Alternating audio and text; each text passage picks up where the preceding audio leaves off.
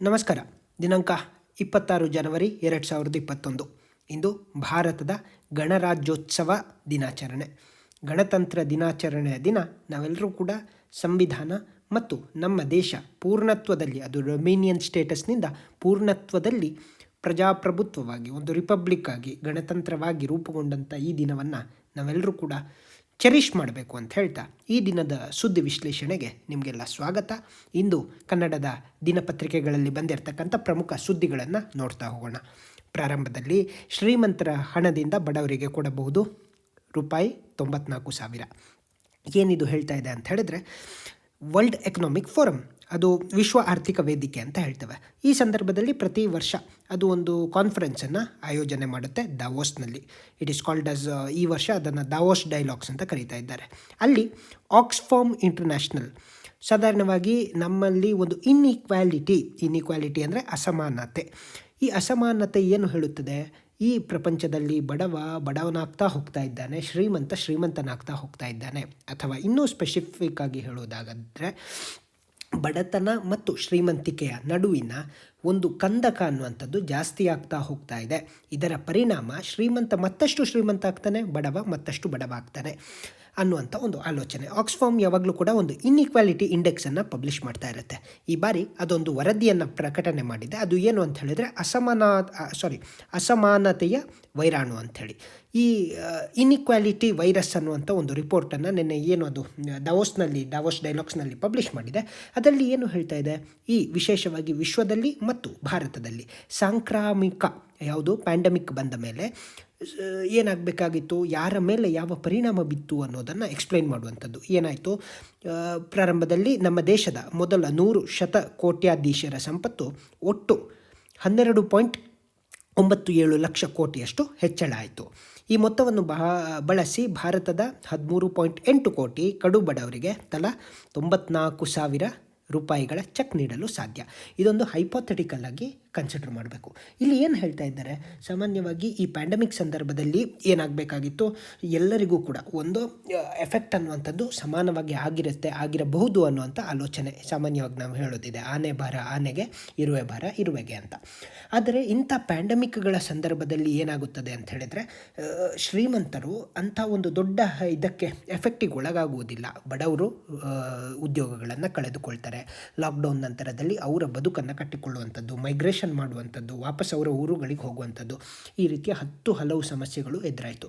ಅವರ ದಿನನಿತ್ಯದ ಹೊಟ್ಟೆ, ಬಟ್ಟೆ, ಆಹಾರ, ಈ ರೀತಿಯ ಆಲೋಚನೆಗಳ ಬಗ್ಗೆ ಅವರ ಆಲೋಚನೆ ಇತ್ತು. ಆದರೆ ಈ ಶ್ರೀಮಂತರು ಅಂತ ನಾವೇನು ಕರೀತಾ ಇದ್ದೇವೆ, ಈ ಒಂದು ವರದಿಯ ಪ್ರಕಾರ ಅವರ ಆದಾಯ ಮಾತ್ರ ದ್ವಿಗುಣ ಆಗ್ತಾ ಹೋಯಿತು, ತ್ರಿಗುಣ ಆಗ್ತಾ ಹೋಯಿತು.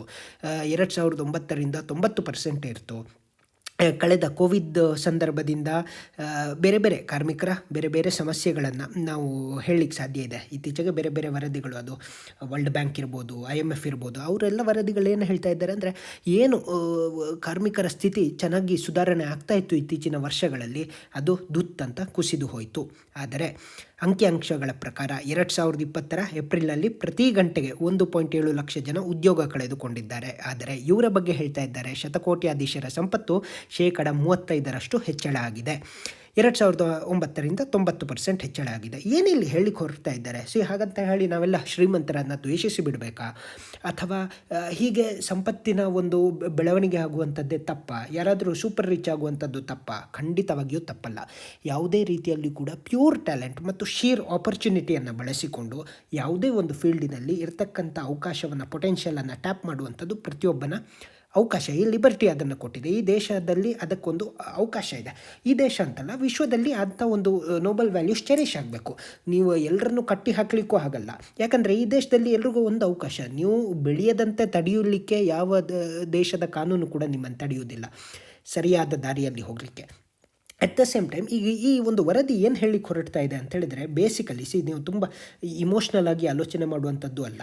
ಇಲ್ಲಿ ಏನು ಹೇಳಲಿಕ್ಕೆ ಹೊರಡ್ತಾ ಇದ್ದಾರೆ, ಈ ಒಂದು ಅಸಮಾನತೆ ಅನ್ನುವಂಥದ್ದು, ಇನ್ಇಕ್ವಾಲಿಟಿ ಅನ್ನುವಂಥದ್ದು ರೈಸ್ ಆಗ್ತಾ ಇದೆ. ಬಡವ ಅಲ್ಲೇ ಉಳಿತಾ ಇದ್ದಾನೆ, ಆದರೆ ಶ್ರೀಮಂತ ಎಲ್ಲರ ಪರ್ಚೇಸಿಂಗ್ ಪವರ್ ಪ್ಯಾರಿಟಿ ಅಂತ ಹೇಳ್ತೇವೆ, ಅಥವಾ ಈಕ್ವಲ್ ಡಿಸ್ಟ್ರಿಬ್ಯೂಷನ್ ಅನ್ನುವಂಥ ಒಂದು ಕಾನ್ಸೆಪ್ಷನ್ ಬರುತ್ತೆ. ಸಂಪತ್ತು ಸಮಾನವಾಗಿ ಹಂಚಿಕೆ ಆಗಬೇಕು. ಯಾವ ರೀತಿಯ ಸಂಪತ್ತು? ಅದು ನೈಸರ್ಗಿಕ ಸಂಪತ್ತು. ನೈಸರ್ಗಿಕ ಸಂಪತ್ತು, ನಾನು ಒಂದು ಉದಾಹರಣೆಯನ್ನು ಕೊಟ್ಟು ಇದನ್ನು ಮುಂದುವರಿಯೋದಾದರೆ ಹೇಗೆ ಅಂತ ಹೇಳಿದರೆ, ಈಗ ಕೋಲ್ನಂಥ ಮೈನಿಂಗ್ ಸೆಕ್ಟರ್ಗಳಾಗಿರ್ಬೋದು, ಇದು ಆ್ಯಕ್ಚುಲಿ ನ್ಯಾಚುರಲ್ ಸಂಪತ್ತು. ಯಾರಿಗೋ ಒಬ್ಬನಿಗೆ ಲೀಸಿಗೆ ಸಿಗುತ್ತೆ, ಬಿಡ್ಡಿಂಗಲ್ಲಿ ಆತ ಗೆಲ್ತಾನೆ ಅಂದ ಮಾತ್ರಕ್ಕೆ ಅದು ಅವನ ಓನರ್ಶಿಪ್ ಆಗಲಿಕ್ಕೆ ಸಾಧ್ಯನೇ ಇಲ್ಲ. ಐದರ್ ಇದು ತಲೆಮಾರುಗಳಿಂದ ಈ ಕೋಲ್ ಅನ್ನುವಂಥದ್ದು ಜನರೇಟ್ ಆಗುವಂಥದ್ದು, ಅಥವಾ ಯಾವುದೇ ಮಿನರಲ್ ಓರ್ಸನ್ನು ತಗೊಳ್ಳಿ, ಇದು ಯಾವುದೇ ಮನುಷ್ಯನ ಸೃಷ್ಟಿ ಅಲ್ಲ. ಮನುಷ್ಯ actually he is utilising that mineral resource ಅಷ್ಟೇ. ಹಾಗಾಗಿ ಅದು ಸೆಡಿಮೆಂಟೇಷನಿಂದ ಬರುವಂಥದ್ದು. ಆ ಪ್ರಾಡಕ್ಟ್ ಇದೆಯಲ್ಲ, ಅದಕ್ಕೆ ಈ ನೇಚರ್ನ ಕಾಂಟ್ರಿಬ್ಯೂಷನು ಇದೆ, ಮತ್ತು ನೇಚರ್ನ ಪಾಲು ಯಾರು? ಅಲ್ಲಿರ್ತಕ್ಕಂಥ ಜನರದ್ದು, ಪ್ರತಿಯೊಬ್ಬರದ್ದು. ಸರ್ಕಾರ ಏನು ಮಾಡುತ್ತೆ? ಕೋಲ್ ಬ್ಲಾಕನ್ನು ಒಂದು ಅಲೊಕೇಶನ್ ಮಾಡುತ್ತೆ, ಅದನ್ನು ಕಡಿಮೆ ಬೆಲೆಗೆ ಅದು ಬಿಡ್ಡಿಂಗ್ ಆಗುತ್ತೆ. ಆ್ಯಂಡ್ ಈ ವ್ಯಕ್ತಿ 10 ರೂಪಾಯಿ 5 ರೂಪಾಯಿ ಅಂತ ಹೇಳಿ ಮೈನಿಂಗ್ ಕಂಪನಿಗಳು ಸರ್ಕಾರಕ್ಕೆ ಲೆವಿಯನ್ನು ಕಟ್ಟುತ್ತೆ, ಮತ್ತು ಉಳಿದ 90 ರೂಪಾಯಿಗಳನ್ನು ಅವರು ಲಾಭ ಮಾಡಿಕೊಳ್ಳುತ್ತವೆ. ಹೀಗೆ ಲಾಭ ಮಾಡಿಕೊಳ್ಳುವಂಥ ಪ್ರಕ್ರಿಯೆಯಲ್ಲಿ ಆ 90 ರೂಪಾಯಿ ಆತ ಬಿಡ್ಡಿಂಗ್ ಮಾಡಿದವನಿಗೆ ಹೋಗ್ತಾ ಇದೆಯಲ್ಲ, ಇದು ಒಂದು ರೀತಿಯ ಅಸಮಾನತೆ. ನಾನೇನಿಲ್ಲಿ ಹೇಳಿ ಹೊರಡ್ತಾ ಇರುವಂಥದ್ದು ಅಂದರೆ, ಈ ಪ್ರಾಸೆಸ್ನಲ್ಲಿ ನ್ಯಾಚುರಲ್ ರಿಸೋರ್ಸಸ್ ಅನ್ನುವಂಥದ್ದು ಒಂದೋ ದೇಶದ ಆಸ್ತಿ ಆಗಬೇಕು ಅಥವಾ ಭವಿಷ್ಯದ ನಿಧಿ ಆಗಬೇಕು. ಸ್ಕ್ಯಾಂಡಿನೇವಿಯಾ, ನೆದರ್ಲ್ಯಾಂಡ್ನಂಥ ದೇಶಗಳಲ್ಲಿ ಏನಾಗುತ್ತೆ, ಈ ರೀತಿ ಮೈನಿಂಗ್ ಆಗಿದ್ದು ಅದು ಭವಿಷ್ಯದ ನಿಧಿಗೆ ಅಂತ ಹೋಗಿ ಕಾಂಟ್ರಿಬ್ಯೂಷನ್ ಆಗುತ್ತೆ. ಮತ್ತು 5 ರೂಪಾಯಿ 10 ರೂಪಾಯಿಗೆ ಲೆವಿ ಕಟ್ಕೊಂಡು ಇವರು 99 ರೂಪಾಯಿ ಲಾಭ ಮಾಡಿಕೊಳ್ಳೋದಿದೆಯಲ್ಲ, ನಿಮ್ಮ ನ್ಯಾಚುರಲ್ ಸಂಪತ್ತೇ ಲೂಟಿ ಆಗ್ತಾ ಇರ್ತಕ್ಕಂಥದ್ದು, ಲಾಸ್ ಆಗ್ತಾ ಇರ್ತಕ್ಕಂಥದ್ದು, ಭೂಮಿಯನ್ನು ಬಗಿತಾ ಇರ್ತಕ್ಕಂಥದ್ದು. ಸೂಕ್ಷ್ಮವಾಗಿರ್ತಕ್ಕಂಥ ಈ ಸಂಗತಿಯನ್ನು ಬದಿಗಿಟ್ಟು ಇಲ್ಲಿ ನೋಡೋದಾದರೆ ಏನು, ಒಂದು ಆಪರ್ಚುನಿಟಿ. ಪ್ಯಾಂಡಮಿಕ್ ಅಂತ ಸಂದರ್ಭದಲ್ಲಿ ಇವರು ಆಪರ್ಚುನಿಟಿಯನ್ನು ನೋಡಿಕೊಂಡ್ರು, ಅವಕಾಶವನ್ನು ಬಳಸಿಕೊಂಡ್ರು. ಎಷ್ಟೋ ಜನ ಉದ್ಯೋಗ ಕಳೆದುಕೊಂಡ್ರು. ಆದರೆ ಎಷ್ಟೋ ಕಡೆಗಳಲ್ಲಿ ಸೂಪರ್ ಮಾರ್ಕೆಟ್ಗಳು ಹಾಗೆ ಇತ್ತು. ಸಣ್ಣ ಸಣ್ಣ ಅಂಗಡಿಗಳು ಮುಚ್ಚಬೇಕಾದಂಥ ಅನಿವಾರ್ಯತೆ ಆಯಿತು. ಆದರೆ ದೊಡ್ಡ ದೊಡ್ಡ ಹೈಪರ್ ಮಾರ್ಟ್ಗಳು, ಇನ್ನೊಂದು ಮಾರ್ಟು ಮತ್ತೊಂದು ಮಾರ್ಟು ಓಪನ್ ಇರ್ತಾಯಿತ್ತು. ಯಾಕೆ ಈ ಉದಾಹರಣೆಯನ್ನು ಹೇಳ್ತಾ ಇದ್ದೇನೆ ಅಂದರೆ, ಈ FMCG ಅನ್ನುವಂಥ ಫಾಸ್ಟ್ ಮೂವಿಂಗ್ ಕಮೋಡಿಟೀಸ್ ಬಗ್ಗೆ ಕಮೋಡಿಟಿ ಗುಡ್ಸ್ ಅಂತ ನಾವೇನು ಕರಿತೇವೆ, ಈ ಒಂದು ಪ್ರಾಡಕ್ಟ್ ಒಂದು ಉದಾಹರಣೆಯನ್ನು ಕೊಟ್ಟು ಬಿಡೋದಾದರೆ ಏನಾಗುತ್ತೆ, ಈಗ ವ್ಯಾಪಾರ ಅನ್ನುವಂಥದ್ದು ಪ್ರತಿಯೊಬ್ಬರಿಗೂ ಆಗಬೇಕು ಮತ್ತು ಜನಸಾಮಾನ್ಯರಿಗೂ ಅದು ದಕ್ಕಬೇಕು. ಆವಾಗ ಸಮಾನವಾದಂಥ ಒಂದು ಆರ್ಥಿಕ ಚಟುವಟಿಕೆ ನಡೆಯುತ್ತೆ. ಇಂಬ್ಯಾಲೆನ್ಸ್ಡ್ ಆದಂಥ ಆರ್ಥಿಕ ಚಟುವಟಿಕೆ ನಡೆದರೆ ಅವಾಗ ಅಗೈನ್ ಇದು ಒಂದು ರೀತಿಯ ಫೇವರೇಬಲ್ ಆದಂಥ ಸಿಚುವೇಶನ್ ಇರುತ್ತೆ. ಇರಲಿ, ಅಗೈನ್ ಈ 2-3 ಎಕ್ಸಾಂಪಲ್ ನಂತರ ಇಲ್ಲಿ ಬಹಳ ಪ್ರಮುಖವಾಗಿ ಭಾರತದ ಸಂದರ್ಭದಲ್ಲಿ ಒಂದು ಪ್ರೋಗ್ರೆಸಿವ್ ಟ್ಯಾಕ್ಸೇಷನ್ ಸ್ಟ್ರಕ್ಚರ್ ಇದೆ. ಭಾರತ ಅಂತಲ್ಲ, ಯಾವುದೇ ಅಭಿವೃದ್ಧಿ ಹೊಂದುತ್ತಿರುವಂಥ ಪ್ರೋಗ್ರೆಸಿವ್ ಒಂದೊಂದು ದೇಶದಲ್ಲಿ ಈ ಸ್ಟ್ರಕ್ಚರ್ ಇದ್ದೇ ಇರುತ್ತೆ. ಅತಿ ಶ್ರೀಮಂತ ಅಥವಾ ಹೆಚ್ಚು ಆದಾಯದ ಮೇಲೆ ಹೆಚ್ಚು ತೆರಿಗೆ, ಕಡಿಮೆ ಆದಾಯದ ಮೇಲೆ ಕಡಿಮೆ ತೆರಿಗೆ. ಇವತ್ತು ಪೆಟ್ರೋಲಿಯಂನಂಥ ಪ್ರಾಡಕ್ಟ್ ಮೇಲೆ ಅತಿ ಹೆಚ್ಚು ತೆರಿಗೆ ಹಾಕೋದ್ರಿಂದ ಮಧ್ಯಮ ವರ್ಗದವ್ರಿಗೂ ಈಕ್ವಲ್ ಆಗಿ ಅದು ಎಫೆಕ್ಟ್ ಆಗುತ್ತೆ, ಶ್ರೀಮಂತರಿಗೂ ಆಗುತ್ತೆ. ಶ್ರೀಮಂತರಿಗೆ ಅದು ನಗಣ್ಯ ಅಂತ ಅನ್ನಿಸ್ಬೋದು, ಆದರೆ ಮಧ್ಯಮ ವರ್ಗ ಅಥವಾ ಕೆಳ ಮಧ್ಯಮ ವರ್ಗ ಅಥವಾ 1 ರೂಪಾಯಿಗೆ 1 ಲೀಟ್ರ್ ಪೆಟ್ರೋಲನ್ನು ಇದು ಮಾಡಬೇಕಾದ್ರೆ ಅವನ ಪಾಕೆಟ್ನಿಂದ ಹೆಚ್ಚುವರಿ ದುಡ್ಡನ್ನು ವ್ಯಯಿಸಬೇಕಾದಂಥ ಅನಿವಾರ್ಯತೆ ಬರುತ್ತೆ. ಇತ್ತೀಚೆಗೆ ನಿಮಗೆಲ್ಲ ಗೊತ್ತಿರ್ಬೋದು, ಪ್ಯಾಂಡಮಿಕ್ ಬಂದಂಥ ಸಂದರ್ಭದಲ್ಲಿ ನಮ್ಮ ದೇಶದ ತೆರಿಗೆ ಇಲಾಖೆಯ ಒಂದಷ್ಟು ಅಧಿಕಾರಿಗಳು ಸೇರ್ಕೊಂಡು ಹೇಳಿದರು, ಸೂಪರ್ ರಿಚ್ನ ಮೇಲೆ 1% ಹೆಚ್ಚುವರಿ ತೆರಿಗೆ ಹಾಕಿ. ಇದರ ಬಗ್ಗೆ ಇದನ್ನು ಹೇಳಲಾಗ್ತಾ ಇದೆ. ಅದನ್ನು ಹಾಕುವುದರಿಂದ ಕನಿಷ್ಠ ಪಕ್ಷ ನಮಗೆ ಈ ಯಾವುದೇ ಒಂದು ಯೋಜನೆ ಆಗಿರ್ಬೋದು, ಅವರು ಎಕ್ಸಾಂಪಲ್ ಕೊಡುವಂಥ ಜನೌಷಧಿ ಯೋಜನೆ ಅಂತ ಒಂದು ಯೋಜನೆಗೆ ಸರ್ಕಾರ ನೀಡ್ತಾ ಇರ್ತಕ್ಕಂಥ ಅನುದಾನಕ್ಕಿಂತ 140 ಪಟ್ಟು ಹೆಚ್ಚುವರಿ ನೀಡಲಿಕ್ಕಾಗುತ್ತೆ. ಅಥವಾ 1% ನೀವು ಸೂಪರ್ ರಿಚ್ಗಳ ಮೇಲೆ ಎಕ್ಸ್ಟ್ರಾ ಟ್ಯಾಕ್ಸ್ ಹಾಕೋದರಿಂದ ಏನಾಗುತ್ತೆ, ಸರ್ಕಾರಕ್ಕೆ ಬರುವಂಥ ಆದಾಯ, ಅದರಿಂದ ಸರ್ಕಾರ ಬೇರೆ ಬೇರೆ ಆ್ಯಕ್ಟಿವಿಟೀಸ್ಗಳನ್ನು ಮಾಡ್ಬೋದು.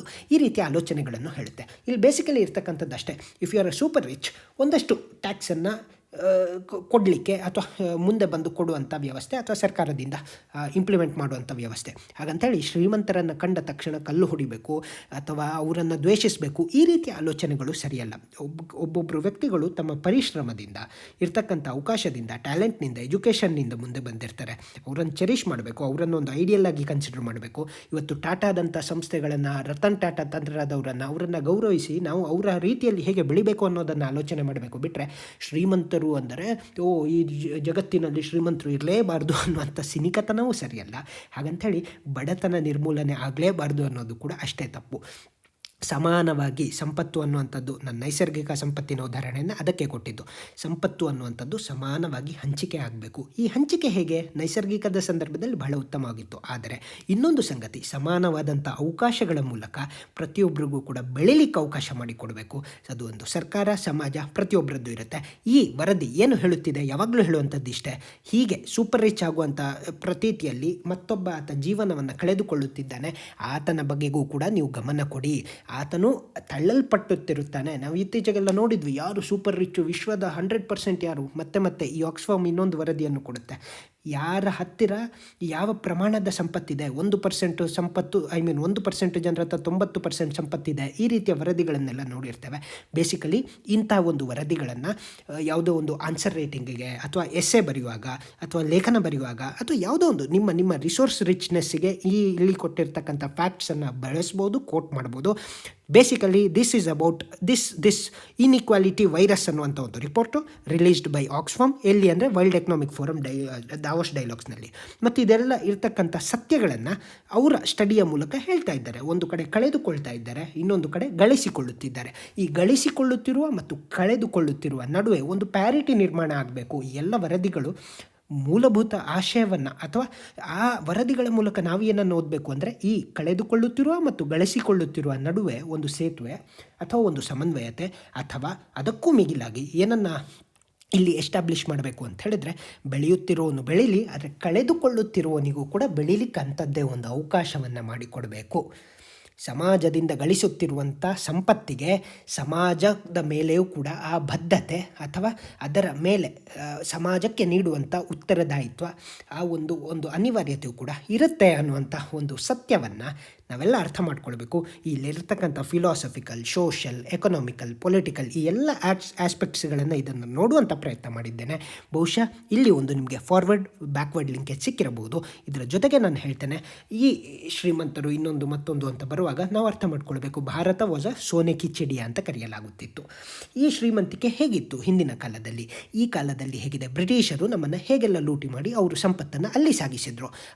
ಇವತ್ತು ನಾವೇನು ಹೇಳ್ತಾ ಇದ್ದೇವೆ, ಶ್ರೀಮಂತರ ಹಣದಿಂದ 94,000 ಅಂತೇಳಿ. ಒಂದು ವೇಳೆ ಬ್ರಿಟಿಷರು ನಮ್ಮಿಂದ ಲೂಟಿ ಹೊಡೆದಿರತಕ್ಕಂಥ ಸಂಪತ್ತನ್ನು ಬ್ರಿಟನ್ ಮತ್ತೆ ರಿಟರ್ನ್ ಮಾಡಿದರೆ, again that will also become one of the kind of thing which can be distributed to the poor. At the same time ನಾನು ಇನ್ನೊಂದು ಸಂಗತಿಯನ್ನು ಹೇಳಬೇಕು, ಪದೇ ಹೇಳ್ತೇವೆ, ಬ್ಲ್ಯಾಕ್ ಮನಿ ಬಂದರೆ ಹಾಗಾಗುತ್ತೆ ಹೀಗಾಗುತ್ತೆ. ಅಗೈನ್ ಅದು ಕೂಡ ನೇರವಾದಂಥ ರೂಟ್ನಲ್ಲಿ ಸರ್ಕಾರದ ಹತ್ತಿರಕ್ಕೆ ಹೋದರೆ, ಅಗೈನ್ ಅದು black money is nothing but tax evade ಮಾಡಿರುವಂಥದ್ದು. ಆ ಟ್ಯಾಕ್ಸು ಅಥವಾ ಅದಕ್ಕೆ ಪೂರಕವಾದಂಥ ಎಲ್ಲ ಮಾಹಿತಿ ಸರ್ಕಾರಕ್ಕೆ ಸಿಕ್ಕಿದ್ರೆ, ಸರ್ಕಾರದ ದುಡ್ಡು ಅಗೈನ್ ಜನರ ಒಂದು ಉತ್ತಮ ಬದುಕಿಗೆ, ಭವಿಷ್ಯಕ್ಕೆ ಬಳಕೆ ಆಗುವಂಥ ಸಾಧ್ಯತೆ ಇರುತ್ತೆ. ಆಕ್ಸ್ಫಾರ್ಮ್ ಆ್ಯಂಡ್ ಇನ್ಇಕ್ವಾಲಿಟಿ ವೈರಸ್, ಅಸಮಾನತೆಯ ವೈರಾಣು, ಈ ವರದಿಯ ಒಂದೊಂದು ಗಂಭೀರತೆಯನ್ನು ನಾವು ಅರ್ಥ ಮಾಡ್ಕೊಳ್ಬೇಕು. ಇಲ್ಲಿ ಇರ್ತಕ್ಕಂಥ ಫ್ಯಾಕ್ಟ್ಸ್ಗಳನ್ನು ಕೂಡ ಖಂಡಿತವಾಗಿ ನೋಡಿಕೊಳ್ಳಬೇಕು. ನೆಕ್ಸ್ಟು, ಇವತ್ತು KPSC ಅನ್ನುವಂಥದ್ದು ಇತ್ತೀಚೆಗೆ FDA ಪ್ರಥಮ ದರ್ಜೆ ಸಹಾಯಕರು ಆ ಒಂದು ಎಕ್ಸಾಮ್ ಆಗ್ತಾಯಿತ್ತು. ಆ ಎಕ್ಸಾಮ್ ಆಗಲಿಕ್ಕಿತ್ತು, ಆದರೆ ಕ್ವಶನ್ ಪೇಪರ್ ಲೀಕ್ ಆಗಿತ್ತು. ಯಾರು ಇದರಲ್ಲಿ? ಹಾಗಾದರೆ ನಾವು ಪದೇ ಹೇಳ್ತೇವೆ, ಯಾರು ಇವು ಯಾವುದೇ ಒಂದು ಎಕ್ಸಾಮಲ್ಲಿ ಒಳಗಡೆಯವರು ಇನ್ವಾಲ್ವ್ ಆಗದೆ ಅದು ಹೊರಗಡೆ ಅವರಿಗೆ ಇನ್ವಾಲ್ವ್ಮೆಂಟಿಗೆ ಅವಕಾಶನೇ ಇರಲ್ಲ. Always insider trading. ನಾವು ಯಾವಾಗಲೂ ಕೂಡ ಶೇರ್ ಮಾರ್ಕೆಟಲ್ಲಿ ಇರುವಂಥದ್ದು ಅಥವಾ ಬೇರೆ ಯಾವುದೇ ಒಂದು ಎಕನಾಮಿಕ್ ದೊಡ್ಡ ಫ್ರಾಡ್ ಆದಾಗ, ಯೆಸ್ ಬ್ಯಾಂಕ್ನಂಥದ್ದು ಫ್ರಾಡ್ ಆದಾಗ ಇನ್ಸೈಡರಿನ ಒಂದು ಕುಮ್ಮಕ್ಕು ಅಥವಾ ಇನ್ಸೈಡರಿನ ಇನ್ವಾಲ್ವ್ಮೆಂಟ್ ಇಲ್ಲದೆ ಔಟ್ಸೈಡರ್ ಏನೂ ಮಾಡಲಿಕ್ಕಾಗಲ್ಲ. ನಮಗೆಲ್ಲ ಗೊತ್ತಿದೆ. ನಾನೊಂದು ಉದಾಹರಣೆಯನ್ನು ಇನ್ನೊಂದು ಕೊಡ್ತೇನೆ. ಸ್ಯಾಮ್ಸಂಗ್ ಕಂಪನಿಯ ವೈಸ್ ಪ್ರೆಸಿಡೆಂಟು ಇತ್ತೀಚೆಗೆ ಸೌತ್ ಕೊರಿಯಾದಲ್ಲಿ ಒಂದು ಕರಪ್ಷನ್ ಕೇಸಲ್ಲಿ ಸುಮಾರು 4-5 ಅಥವಾ 6 ವರ್ಷಗಳ ಕಾಲ ಜೈಲಿಗೆ ಶಿಕ್ಷೆಗೆ ಗುರಿಯಾಗ್ತಾನೆ. ಪ್ರಶ್ನೆ, ಭಾರತದಲ್ಲಿ ಇಂತಹ ಒಂದು ಕೇಸನ್ನು ಇತ್ತೀಚೆಗೆ ಅಥವಾ ಯಾವಾಗ ಲಾಸ್ಟ್ ಟೈಮ್ ಈ ಥರದ್ದು ಆಗಿತ್ತು? ನಿಮ್ಗೆ ಯಾರಿಗೂ ನೆನಪಾಗ್ತಾ ಇಲ್ಲ ಅಂತ ಹೇಳಿದರೆ ಬಹುಶಃ ಇದಕ್ಕೆ 2 ಕಾರಣ ಇರಬೇಕು. ಭಾರತದಲ್ಲಿ ಭ್ರಷ್ಟಾಚಾರವೇ ಆಗುತ್ತಿಲ್ಲ, ಈ ರೀತಿಯ ಅಕ್ರಮಗಳು, ಈ ರೀತಿಯ ಒಂದು ಬೇರೆ ರೀತಿಯ ಕರಪ್ಷನ್ ಆಗಿರ್ಬೋದು, ಅಕ್ರಮಗಳಾಗಿರ್ಬೋದು, ಅಥವಾ ಕಾನೂನು ಬಾಹಿರ ಚಟುವಟಿಕೆಗಳೇ ಆಗ್ತಾ ಇಲ್ಲ, ಅಥವಾ ನಮ್ಮ ಕಾನೂನು ಬಹಳ ವೀಕ್ ಆಗಿದೆ. ಈ 2 ಚಿಂತನೆಗಳನ್ನು ನಿಮ್ಮ ಗಮನಕ್ಕೆ ಬಿಡ್ತೇನೆ, ನೀವು ಅದಕ್ಕೆ ಉತ್ತರವನ್ನು ಕಂಡುಕೊಳ್ಳಿ. ಯಾಕೆ ಮಾತನ್ನು ಹೇಳ್ತಾ ಇದ್ದೇನೆ? ಈ KPSC ಎಷ್ಟು ವರ್ಷಗಳಿಂದ ಪ್ರತಿಯೊಂದು ಎಕ್ಸಾಮ್ನಲ್ಲಿಯೂ ಕೂಡ ಆ ಒಂದು KPSC ಅನ್ನುವಂಥ ಒಂದು ಸಾಂವಿಧಾನಿಕ ಬಾಡಿ, ಅದರ ಚೇರ್ಮನ್ ಮೆಂಬರ್ಸನ್ನು ರಾಜ್ಯ ಸರ್ಕಾರ ಅಪಾಯಿಂಟ್ ಮಾಡುತ್ತೆ. ಅದರ ಡಿಸ್ಕ್ರಿಷನ್, ಅದರ ವಿವೇಚನೆ, ಅದಕ್ಕೆ ಇಷ್ಟ ಬಂದಾಗೆ ಇದು ಮಾಡುತ್ತೆ. ಎಕ್ಸಾಮ್ ಅದಕ್ಕೆ ಬೇಕಾದಾಗ ಮಾಡುತ್ತೆ. ಆದರೂ ಕೂಡ ಪ್ರತಿ ಎಕ್ಸಾಮಲ್ಲಿಯೂ ಕೂಡ ಒಂದು ಕರಪ್ಷನ್ನ ಛಾಯೆ, 2 ಈ ಒಂದು ರೀತಿಯಲ್ಲಿ ಸರಿಯಾಗಿ ಹ್ಯಾಂಡ್ಲ್ ಮಾಡಿಲ್ಲ. ಎಲ್ಲೋ ಕ್ವಶನ್ ಪೇಪರ್ ಲೀಕು, ಎಲ್ಲೋ ಒಂದು ಸೆಂಟರ್ನವರೇ ಪಾಸ್ ಆಗ್ತಾ ಇದ್ದಾರೆ, ಎಲ್ಲೋ ಒಂದು ಕಡೆ ಓಂ ನಮಃ ಶಿವಾಯ ಅಂತ ಬರೆದಿಟ್ಟಿದ್ದಿದೆ. ಹೈಕೋರ್ಟು ಕೂಡ ಎಷ್ಟು ಬಾರಿ ಛೀಮಾರಿ ಹಾಕಿದೆ. 1998 ಕೇಸ್ ಅನಿಸುತ್ತೆ. ಅದೇ ಸಂದರ್ಭದಲ್ಲಿ ಹೈಕೋರ್ಟು ಕೂಡ ಸಜೆಸ್ಟ್ ಮಾಡಿತ್ತು, ನೀವಿನ್ನು KPSCಯನ್ನು ಬರ್ಖಾಸ್ತುಗೊಳಿಸೋದು ಉತ್ತಮ, ಸುಧಾರಣೆ ಆಗದಿದ್ದಲ್ಲಿ ಅಂತ. Every time there are aspirants who are waiting to enter the government services. At the same time, there is also a system which actually bends down before the corruption or something like such sort of things. In that process, victims and sufferers will be the real aspirants who are genuine. ಕೇವಲ ದುಡ್ಡು ಮತ್ತು ಅಧಿಕಾರ ಅಥವಾ ಸ್ವಜನ ಪಕ್ಷಪಾತ, ಜಾತಿ ಈ ಕಾರಣದಿಂದಲೇ ಸರ್ಕಾರಿ ಕೆಲಸವನ್ನು ಗಿಟ್ಟಿಸಿಕೊಳ್ಳಿಕ್ಕಾಗುತ್ತೆ ಅನ್ನುವಂಥ ಒಂದು ವಾತಾವರಣ ಸೃಷ್ಟಿಯಾಗಿ ಬಿಟ್ಟಿದೆಯಲ್ಲ, this is very dangerous trend. I can name. ಯಾಕೆ ಅಂತ ಹೇಳಿದರೆ ಎಷ್ಟು ವರ್ಷಗಳಿಂದ ಅದು KS ಎಕ್ಸಾಮ್ ಇರ್ಬೋದು, FDA ಇರ್ಬೋದು, PWD ಇರ್ಬೋದು, you name it sir, you name it. ಆದರೆ ಪ್ರತಿಯೊಂದು ಕಡೆಯೂ ಕೂಡ ಏನೋ ಒಂದು ಗಂಧ ಅಂತ ಹೇಳೋದಿಲ್ಲ, ಒಂದು ಕೆಟ್ಟ ವಾಸನೆ ಅನ್ನುವಂಥದ್ದು, ರಾಟನ್ ಸ್ಮೆಲ್ ಅನ್ನುವಂಥದ್ದು ಇದ್ದೇ ಇರುತ್ತೆ. ತನಿಖೆಗೆ ಆಗ್ರಹ ಮಾಡ್ತಾ ಇರ್ತಾರೆ ವಿದ್ಯಾರ್ಥಿಗಳು, ಕೋರ್ಟಿನ ಮೆಟ್ಟಿಲು ಹೇಳ್ತಾರೆ. ಆದರೂ ಕೂಡ ಒಂದು ಕಡೆ ಸುಧಾರಣೆ ಆಗಲ್ಲ, ನ್ಯಾಯ ಅನ್ನುವಂಥದ್ದು ಮರೀಚಿಕೆ. ಇಷ್ಟೆಲ್ಲ ನ್ಯಾಯ ಅನ್ಯಾಯ ಆಗಿದೆ ಅನ್ನೋಷ್ಟೊತ್ತಿಗೆ ಯಾವುದೋ ಒಂದು ಸದನದಲ್ಲಿ ಇನ್ನೊಂದು ಕಡೆ ಅದೆಲ್ಲ ಆಗಿದ್ದಾಗಲಿ ಅವರಿಗೆಲ್ಲ ಕೊಟ್ಟು ಕಳಿಸೋಣ, ಇನ್ನು ಮುಂದೆ ಆಗೋಲ್ಲ ಅನ್ನೋಂಥ ರೀತಿಯಲ್ಲಿ ಒಂದು ಠರವನ್ನು ಪಾಸ್ ಮಾಡಿಬಿಡುವಂಥದ್ದು. ನಿಜಕ್ಕೂ ಈ ಎಲ್ಲ ಪ್ರಾಸೆಸ್ನಲ್ಲಿ ಒಂದು ಸತ್ಯ ಅನ್ನುವಂಥದ್ದು ಗೆಲ್ಲುವುದಿಲ್ಲ, ನ್ಯಾಯ ಅನ್ನುವಂಥದ್ದು ಗೆಲ್ಲುವುದಿಲ್ಲ.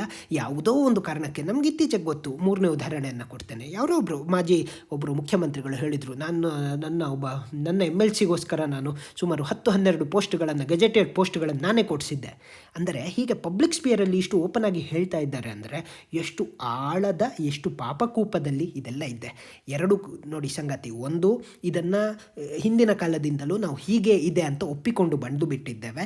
ಮಾಧ್ಯಮಗಳಲ್ಲಿ ಒಮ್ಮೆ ಸುದ್ದಿ ಆಗುತ್ತೆ, ಆಮೇಲೆ ಒಂದಷ್ಟು ದಿನ ಆದಮೇಲೆ ಮರ್ತು ಹೋಗುತ್ತೆ, ಒಂದು 7-8 ಹೆಸರುಗಳು ಬರುತ್ತೆ, ಒಂದು ಇವ್ರಿಗೆ ಪನಿಷ್ಮೆಂಟ್ ಆಗುತ್ತೆ, ಅಥವಾ ಇವರು ಕೋರ್ಟ್ಗಳಲ್ಲಿ ಫೈಟ್ ಮಾಡ್ತಾ ಹೋಗ್ತಾರೆ, ಇವರು ಕೂಡ ಒಂದೊಂದು ಇನ್ನೋಸೆನ್ಸ್ ಅನ್ನೋ ಅಥವಾ ಅವರ ಒಂದು ಮೇಲ್ ಪಿಟಿಷನ್ಸ್ಗಳನ್ನು ಹಾಕೊಂಡು ಕೂರ್ತಾರೆ. ಇದರಲ್ಲಿ ನಿಜವಾದಂಥ ನ್ಯಾಯ ಅನ್ನುವಂಥದ್ದು ಸಿಗೋದೇ ಇಲ್ಲ. ಇದು ಅಟ್ಲೀಸ್ಟ್ ಏನಾಗಿದೆ, ಎಕ್ಸಾಮ್ ಮುಂಚೆ ಸಿಕ್ಕಿದೆ, ಎಕ್ಸಾಮ್ ಆದಮೇಲೆ ಸಿಕ್ಬಿಟ್ಟಿದ್ರೆ ಏನೂ ಆಗ್ತಾ ಇರಲಿಲ್ಲ, ಅದು ಕಂಟಿನ್ಯೂ ಆಗ್ತಾ ಇತ್ತು. ಸಿಕ್ಕಿದವನು ಸೀರುಂಡೆ ತಿಂತಾ ಇದ್ದ, ಇಲ್ಲಿ ಬಾಕಿ ಕೂತ್ಕೊಂಡವನು ಮೇಲೆ ಆಕಾಶ ನೋಡ್ಕೊಂಡು ಕೂರ್ತಾ ಇದ್ದ. Practically speaking, reform is the key thing, transparency is the key thing. ಪಾರದರ್ಶಕತೆ ಮತ್ತು ಸುಧಾರಣೆ, ಇದು ಹೇಳಲಿಕ್ಕೆ, ಕೇಳಲಿಕ್ಕೆ, ಮಾಧ್ಯಮಗಳಲ್ಲಿ ಚರ್ಚೆ ಮಾಡಲಿಕ್ಕೆ, ರಾಜಕೀಯ ಪಡಸಾಲೆಗಳಲ್ಲಿ ಕೂತ್ಕೊಂಡು ಮಾತಾಡೋಕ್ಕೆ ಚೆನ್ನಾಗಿರುತ್ತೆ. ಎಲ್ಲಿಯ ತನಕ ಬೈಲಾಸ್ಗಳಲ್ಲಿ ಚೇಂಜ್ ಮಾಡಲ್ಲ. PC ಹೋಟಾ ಅನ್ನುವಂಥ ರೆಕಮೆಂಡೇಷನ್, ಮಾಜಿ UPSC ಮೆಂಬರ್ ಆಗಿದ್ದವರು, ಚೇರ್ಮನ್ ಆಗಿದ್ದವರು, ಹೀಗೆ recommendation to reform this KPSC, including ಒಂದು ಸರ್ಚ್ ಕಮಿಟಿ ಮಾಡಿ ನೀವು KPSC ಮೆಂಬರ್ಸನ್ನು ಆ ರೀಸನಬಿಲಿಟಿ ಮೇಲೆ ಹಾಕಿ. ಸಾಮಾಜಿಕ ನ್ಯಾಯಕ್ಕೆ ಅನ್ಯಾಯ ಆಗುತ್ತೆ, ಅದಕ್ಕೆ ನಾವು ಹಾಕಲ್ಲ. ಈ ರೀತಿಯ ಸೆನ್ಸ್ ಇಲ್ಲದ ಮಾತುಗಳನ್ನು ಮಾಡೋದ್ರಿಂದ ಈ ಒಂದು ವ್ಯವಸ್ಥೆಯನ್ನು ಕುಲಗೆಡಿಸುವಂಥ ಕೆಲಸ ಆಗುತ್ತೆ. ಬಿಟ್ಟರೆ there is not going to be any competence. Competitive ಅನ್ನುವಂಥ ಒಂದು ಹೆಸರಿಗೆ ಕಳಂಕ, ಕಾಂಪಿಟೇಟಿವ್ ಅನ್ನುವಂಥ ಹೆಸರಿಗೆ ಮಸಿ ಬೆಳೆದು ಬಿಡುವಂಥ ಸಾಧ್ಯತೆ ಇರುತ್ತೆ. ಎರಡೇ ಆಯ್ಕೆ, ಪೂರ್ಣತ್ವದಲ್ಲಿ ಸುಧಾರಣೆ ಆಗಿ ಒಂದು ಸಣ್ಣದು ಮಾಡ್ತೀನಿ, ಇನ್ನೊಂದು ಮಾಡ್ತೀನಿ, ಮುಂದಿನ ಬಾರಿಗೆ ಮಾಡ್ತೀನಿ, ಆಗಿದ್ದಾಯಿತು. ಎಲ್ಲ ನಾನ್ಸೆನ್ಸ್ಗಳು ಇದೆಲ್ಲವೂ ಕೂಡ ಎಲ್ಲಿ ತನಕ ಬದಲಾಗಲ್ಲ, ವ್ಯವಸ್ಥೆ ಶಾಶ್ವತವಾಗಿ ಸುಧಾರಣೆ ಆಗಲ್ಲ. ನಮಗೆಲ್ಲ ಏನಾಗ್ಬಿಟ್ಟಿದೆ ಅಂತ ಹೇಳಿದರೆ, ಬಂದದ್ದನ್ನು ಹಿಂದೆ ಏನಾಯಿತು ನಮಗೆ ಗೊತ್ತಿಲ್ಲ, ಮುಂದಿದ್ದು ನೋಡೋಣ. ಹಿಂದಿದ್ದಕ್ಕೂ ಪರಿಹಾರ ಇಲ್ಲ, ಮುಂದಿದ್ದಕ್ಕೂ ಪರಿಹಾರ ಇಲ್ಲ. ತಿಂದವನು ತಿನ್ಕೊಂಡು ಹೋಗ್ತಾ ಇರ್ತಾನೆ, ಕಾಯ್ಕೊಂಡು ಕೂತವನು ಕಾಯ್ತಾ ಇರ್ತಾನೆ. ಇದೇ ಸಮಸ್ಯೆ. ಒಂದು ರಿಫಾರ್ಮ್ ಆಗಬೇಕು ಕಂಪ್ಲೀಟಾಗಿ. If you don't not reform, ಇದೇ ಚಾಳಿ ಕಂಟಿನ್ಯೂ ಆಗುತ್ತೆ ಅಂದರೆ, ಹೈಕೋರ್ಟ್ ಒಮ್ಮೆ ಸೂಚನೆ ಕೊಟ್ಟಿತ್ತು, ಒಮ್ಮೆ ಸಜೆಸ್ಟ್ ಮಾಡಿತ್ತು, ಇಟ್ ಈಸ್ ಬೆಟರ್ ನೀವು ಬರ್ಖಾಸ್ತುಗೊಳಿಸಿ. ಇಲ್ಲಿ ಸ್ಟೋರಿ ಕೊಟ್ಟಿದ್ದಾರೆ, ಹೇಗೆ ಇದು ನೌಕರರು ಸೋರಿಕೆ ಏನಾಗಿರ್ಬೋದು ಏನು ಅಂಥೇಳಿ. This is not of our use. ಆದರೆ ಎಥಿಕಲಿ, ಫಿಲಾಸಫಿಕಲಿ ಮತ್ತು ಇನ್ನಿತರ ಸಂಗತಿಗಳ ಕಾರಣದಿಂದಲೂ ಕೂಡ ನಾವು ಇದನ್ನು ಅರ್ಥ ಮಾಡ್ಕೊಳ್ಬೇಕು, ವಿಷಯದ ಮೂಲಕ ಹೋಗಬೇಕು. ವಿದ್ಯಾರ್ಥಿಗಳು ಓದ್ತಾ ಇರ್ತಾರೆ, ಸರ್ಕಾರಿ ಕೆಲಸ ಸಿಗುತ್ತೆ ಅಂತ ಕೂತಿರ್ತಾರೆ. ಹಿಂದೆ ಪಿಕ್ಚರ್ಗಳಲ್ಲಿ ಬರ್ತಾಯಿತ್ತು, ಇವತ್ತು ಅದೇ ಚಿತ್ರಣ ಹಾಗೇ ಇದೆ. ಬಿಟ್ಟರೆ ಸ್ವರೂಪ ಬದಲಾಗಿದೆ, ಆದರೆ ವಾಸ್ತವಿಕ ಚಾಲೆಂಜು ಹಾಗೇ ಇದೆ. ಇದು ಯಾರಿಗೆ ಅರ್ಥ ಆಗಬೇಕು ಅವ್ರಿಗೆ ಅರ್ಥ ಆಗಲ್ಲ, ಯಾಕಂದರೆ ಅವರೇ ಅದರಲ್ಲಿ ತೊಡಗಿಸಿಕೊಂಡಿರ್ತಾರೆ. ದೀಸ್ ಫೇಸಸ್ ಆರ್ ಜಸ್ಟ್ ಬಫೂನ್ಸ್ ಅಷ್ಟೇ. ಇವರು ಕೇವಲ ಈ ಚಿಲ್ಲರೆ ಕಾಸಿಗೋಸ್ಕರ ಏನೋ ಮಾಡಿರ್ತಾರೆ, ಆದರೆ ಹಿಂದೆ ಮುಂದೆ ಇರ್ತಕ್ಕಂಥವ್ರು ಬೇರೆಯವರೇ ಇರ್ತಾರೆ. ಅವರು ಹಾಗೇ ಇರುತ್ತಾರೆ. ಅವರು ಯಾವುದೇ ವ್ಯವಸ್ಥೆ ಬಂದರೂ ಅದನ್ನು ಕಂಟಿನ್ಯೂ ಮಾಡ್ತಾ ಇರ್ತಾರೆ. Either you awaken, you get awareness ಬೇಕು, ಮತ್ತು ಅಟ್ ದ ಸೇಮ್ ಟೈಮ್ ಅದಕ್ಕೆ ಒಂದು ಸ್ಟ್ರಕ್ಚರ್ಡ್ ಆದಂಥ ಫ್ರೇಮ್ವರ್ಕ್ ಬೇಕು. ಲಾಸ್ಗಳು ಚೇಂಜ್ ಆಗಬೇಕು.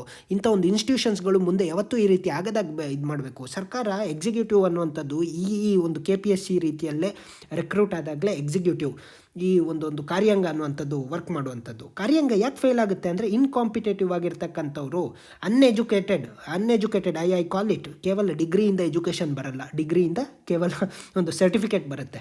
ಎಜುಕೇಷನ್ ಆಪ್ಟಿಟ್ಯೂಡ್ ಇಲ್ಲದವರು ಇಂಥ ಒಂದು ವ್ಯವಸ್ಥೆಯ ಭಾಗವಾಗೋದ್ರಿಂದಲೇ ಕಾರ್ಯಾಂಗ ಅನ್ನುವಂಥದ್ದು ಸೋತೋಗುತ್ತೆ. ಕಾರ್ಯಾಂಗ ಯಾವಾಗ ಸೋತೋಗುತ್ತೆ, ನೀವು ಏನೇ ಪಾಲಿಸಿ ಮಾಡಿ ಏನೇ ಮಾಡಿ ಅದು ಜನರಿಗೆ ತಲುಪಲ್ಲ. ಜನರಿಗೆ ತಲುಪೋದಿದ್ದರೆ ನೀವು ಏನು ಮಾಡಿದರೂ ಕೂಡ ವೇಸ್ಟ್.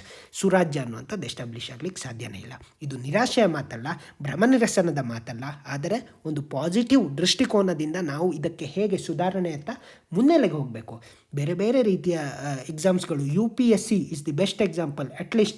ಅಟ್ಲೀಸ್ಟ್ ವಿಸೆ ಇರುವುದರಲ್ಲಿ ಇಟ್ ಈಸ್ ಬೆಟರ್ ಅಂಥೇಳಿ ಆ ಒಂದು ಮಾದರಿಯನ್ನಾದರೂ ಪೂರ್ಣತ್ವದಲ್ಲಿ ಎಲ್ಲ PSCsಗಳು ಎಂಥದ್ದು ನಮ್ಮ ಸ್ಟೇಟ್ ಲೆವೆಲ್ಲು ಇದು ಅವರು ಜಾರಿ ಮಾಡದೇ ಇದ್ದಲ್ಲಿ there is no going to be turning back.